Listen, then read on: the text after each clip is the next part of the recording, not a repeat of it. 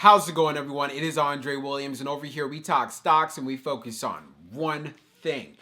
Always protect your profits. And you know what time it is. It is time for the joke of the day. If you're new to this channel, we do this multiple times out of the week. Maybe you had a long, maybe you had a stressful day, or maybe it was the market conditions. Well, you came to watch this video, plus hear one of my corny jokes. Here it comes. So I asked my dad why he decided to buy a boat. He said there was a sale. Get it? Boat sale, a sale. Anyways, what we're going to be talking about today is OCGN. It ended up putting up a green day, but I want to make sure I give you guys an update for 2022. And I'm also getting those questions in regards to my response to Dr. Fauci. So you'll see this in this video. I won't waste any more time. Let's go into the agenda. If you're new to this channel, I just want to let you know we have timestamps down below inside the description. But if you're a shareholder or you're thinking about taking a position, I highly suggest you watch this full entire video. So the first thing we're going to go over is the technical analysis. We're going to be taking a look at the overall price action. We want to know support. We want to know resistance. We want to know what it looks like in the bearish case scenario and as well as in the bullish case scenario. I want to make sure you guys are prepared. And then we're going to go on Fintel, taking a look at the short interest information. The reason why this is important, because it does have an impact on the way the stock performs. And then we're going to be taking a look at the order flow distribution.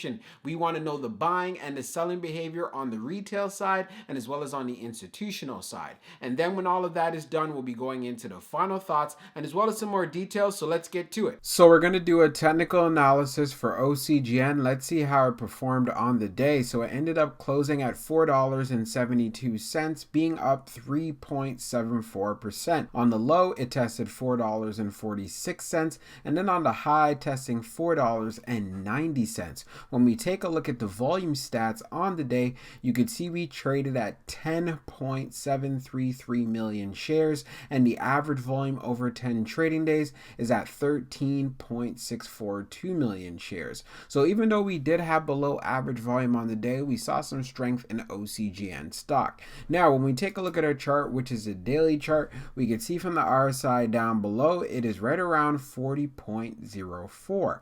And then when we take a look at our moving averages here on the chart, we are below the 200-day, the 100-day, the 50-day, and as well as the 21-day EMA. So like I've said in previous videos, I know I sound like a broken record here, but OCGN continues to be in a bear market. One of the things you want to pay attention to going into tomorrow, will it be able to hold up $4.50 as an area of support? It ended up testing $4.46 on the day, and it ended up seeing a high of $4.90. We also did mention $5 will be a psychological area for OCGN. So if we can get some momentum above $5, this is where I want to look forward to seeing if we can get past the 21-day EMA at $5.38. This is what needs to happen by this week for OCGN. If we don't end up reaching these levels in the bearish case scenario, we could break through this 446 where we tested today and start seeing areas back into the 420s. So this is why I said it is very crucial for OCGN to maintain these levels in the mid fours so it can just consolidate and make that move going up to 5. So let's see how OCGN performs going into tomorrow. So we're going to take a look at the short interest information for OCGN. So for the dark pool short volume ratio, it's at 43.31%, and then for the dark pool short volume being just over 2.66 million shares. Scrolling down further on the page, the short shares availability updated 19 minutes ago is at 6,000, and then for the short borrow free rate, it is at 5.18%. When we take a look at the history of the short volume ratio, we could see for the close of the 30th, it was at 51.91, and then for the close of the 31st, it was at 43.31. So one thing that is clear, OCGN does continue to have short squeeze potential, and I can't wait to see what the numbers will be later on in the evening. If you do come across it and you watch this video, let us know inside of the comments. But one thing is for sure, there's going to continue to be volatility in this stock. So now let's go into the order flow distribution. Now let's take a look at the order flow distribution for OCGN. So we could see here on the inflow, it was 10,174, and then for the outflow, it was 8,334. So we end up having an inflow day. When we take a look at the breakdown on the large, it was 1,229. On the medium, it was 6,725. And then on the small, it was 2,220. When we take a look at the outflow side, we see 0 on the large. Then on the medium, we see 6,090. And then on the small, we had 2,243. Taking a look at the large scale orders in the last 5 days, you could see for today, January the 3rd, we end up having an inflow of 1,229.18.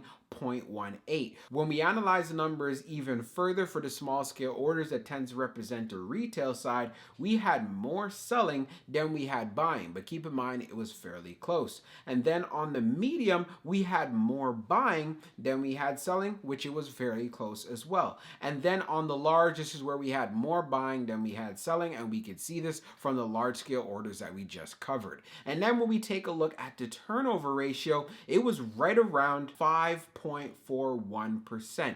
No surprise, it is staying consistent for a stock like OCGN. Since it is the beginning of the year, I'm not surprised that we had inflow coming in, especially on the large scale orders. We also did see the market looked very strong as a whole. But with that said, there's still going to be a lot of volatility in the stock, and I just want to make sure you're prepared for that. So make sure you have a game plan if you're going to be trading off of the price action, or you're thinking about going in with an entry because you believe in the long-term prospects. So now let's go into the final thoughts, and we'll go over some more details as well. So for my final thoughts for OCGN, in regards to the price action, we see that $5 is a psychological area. So we want to get some price action to break through that $5 level and then consolidate there so we can make that move essentially to 6. This is the bullish case scenario. As far as if we decide to continue to consolidate as this week progresses, most preferably you're going to want to see at least at 450 or above, $4.50 to be exact. I feel this is very doable, but at the same time, if things continue to look bearish for OCGN, we could pull back even more and start testing back into the $4.20 range. So just be aware of that. Also, when we went on Fintel, taking a look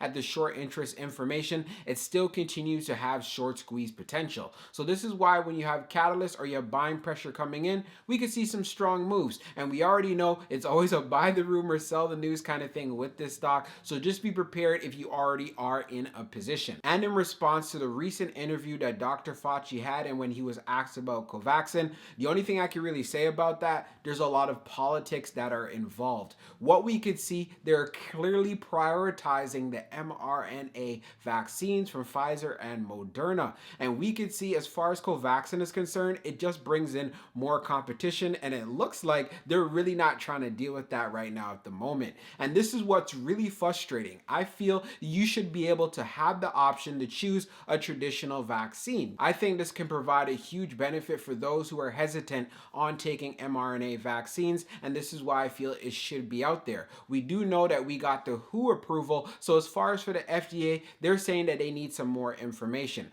I'm cool with that, but I feel Ocugen needs to push this even further. What information does the FDA need? So if Ocugen can put themselves in a position to make sure they can satisfy these requirements that the FDA is asking for, I feel like it can have an impact on the stock and things can start going in the right direction. But one thing that we do see from the order flow, institutions and funds are purchasing shares. So they're looking at it for the long term. So yes, it may take some time for them to get this approval. I'm talking about covaxin, and this is why I say patience is essential. I am not going in with a position as of yet. I feel that we need to get some more updates for shareholder confidence reasons, but if I do decide to take a position, I'll make sure to keep you guys in the know. So I hope you guys enjoyed this video, and we'll be talking real soon.